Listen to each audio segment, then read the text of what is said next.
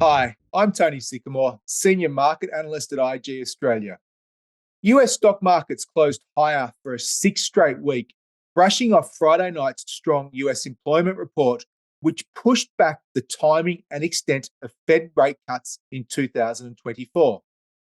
The run of data that preceded Friday night's non-farm payrolls has mostly been softer, and equity markets appeared willing to overlook the non-farm payrolls as an outlier.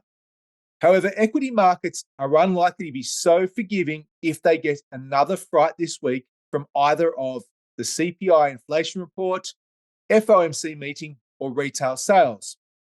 For the FOMC meeting on Thursday, we're expecting to see the Fed keep the Fed funds rate unchanged at 5.25% to 5.5%. As such, most of the interest will be in the tone of the Fed statement and the dots. As long as those dots show 2 to 3 rate cuts in 2024, it will confirm the market remains on the right track looking for rate cuts next year. Let's take a look at the chart of the S&P 500 and the NASDAQ, starting with the S&P 500 as we start a new week.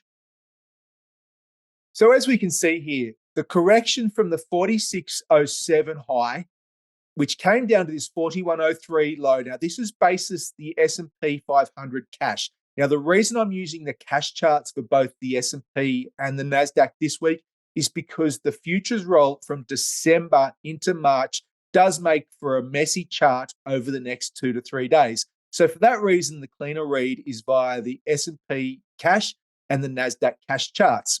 What you can see also with the S&P cash chart is that the S&P has rallied above this 46.07 high. So if we're looking for an Elliott wave, 5-wave sequence, we now have that in place. There's your wave 3, here's your wave 4, and here's your wave 5.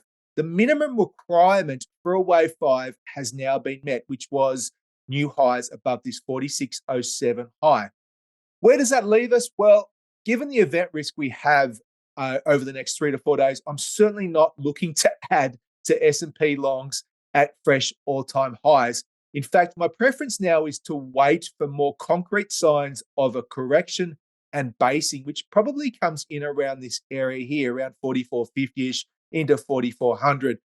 Do need to be aware that if the S&P were to see a sustained break below the 200-day moving average, which is this orange line, it would probably signal that a deeper pullback is underway towards 4103. But our base case is for a pullback where we can look to buy, presuming we see it as a corrective pullback, presuming there's signs of basing, looking for another push higher up to 4,700, potentially up to this bull market 48.18 high, which came from late 2020 and 2021.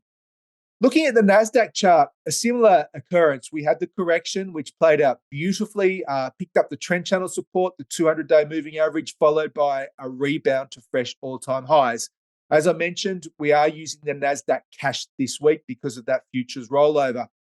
I suspect now that we don't want to be chasing, well, I don't suspect, we do not want to be chasing the NASDAQ after it's rallied 14 to 15%. In fact, what we're waiting for is very similar to what I just mentioned in the S&P 500. I'm looking for a pullback into this area here. Now, it's got to be corrective, and I have to see signs of basing.